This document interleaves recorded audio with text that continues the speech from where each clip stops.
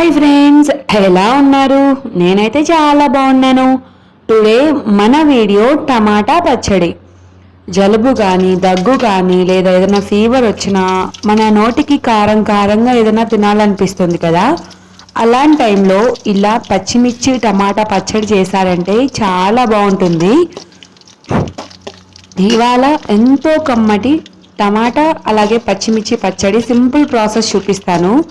పచ్చిమిర్చి అనేది ఒక 2 చీలికలుగా చేసి పచ్చిమిర్చి అయితే తీసుకొని బాగా వేయించాలి. అలాగే పచ్చిమిర్చికి తగ్గట్టు టమాటా కూడా వేయాలన్నమాట. టమాటా కూడా బాగా మగ్గనివ్వాలి. అలాగే సైడ్కి వచ్చేసి కాస్తంత చింతపండు నానేసి పెట్టుకోవాలండి. ఇంకా నానేసి పెట్టుకున్న తర్వాత ఇక్కడ చూసారా, టమాటా అనేది బాగా మగ్గి అలాగే ప్యూరీలా రావాలన్నమాట. ఆయిల్ అనేది కొంచెం ఎక్కువగానే వేయాలి, అప్పుడే పచ్చడి అనేది చాలా కమ్మగా ఉంటుంది. ఇంకా చింతపండు ఇక్కడ చూస్తున్నారు కదా, నా పచ్చడికి తగ్గట్టుగా చింతపండు అయితే నానేసాను. ఇంకా చింతపండు నానే లోపల టమాటా కూడా బాగా మగ్గిపోయింది. ఇలా మగ్గుతూ ఉండగా మనం ఒక పక్క, ఇంకా నేనైతే ఇవాళ రోట్లో చేయట్లేదు, మిక్సీలో అయితే వేసేస్తున్నాను. అంటే కొంచెం ఓపిక లేక ఇంకా పచ్చిమిర్చి వేసేసి అలాగే మనం నానబెట్టుకున్న చింతపండు కూడా వేసి అందులో కొద్దిగా ఉప్పు అయితే వేయాలి. అంటే రుచికి తగ్గట్టుగా ఉప్పు వేసి మిక్సీ అయితే పట్టేసేయాలి.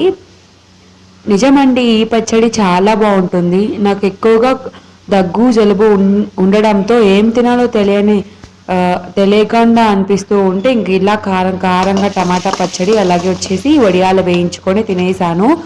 ఇంకా టమాటా కూడా మగ్గిన తర్వాత ఆ టమాటా అలాగే లాస్ట్ ఆయిల్ ఉంటుంది కదా, ఆ ఆయిల్ కూడా వేయాలి, అప్పుడే మంచి టేస్ట్. ఇంకా మిక్సీ పట్టేసేసి ఇందులో మళ్ళీ ఒకసారి ఉప్పు చూసుకొని కొన్ని ఆనియన్ ముక్కలు కట్ చేసి వేసుకున్నామంటే, కొంచెం పెద్ద పెద్ద పీసెస్గానే వేసుకున్నామంటే పచ్చడి అయితే చాలా బాగుంటుంది. నిజంగా ప్రతి ఒక్కరు ఒకసారి ట్రై చేయండి. ఇన్ కేస్ ఈ పచ్చడి నచ్చినా లేదు ఇంతకుముందు మీరు ఎప్పుడన్నా చేసినా కామెంట్ అయితే చేయండి. ప్రతి ఒక్కరు కామెంట్ బాక్స్లో అయితే మీ అభిప్రాయాన్ని అయితే కామెంట్ చేయండి, నేను తప్పకుండా చదువుతాను. వీడియో నచ్చితే ఒక లైక్ చేయండి, ఎందుకంటే మన ఛానల్ మీరు ఒక లైక్ ఇవ్వడం వల్ల ఇంకా మంచి వ్యూవర్స్ అయితే వస్తారు. Bye bye.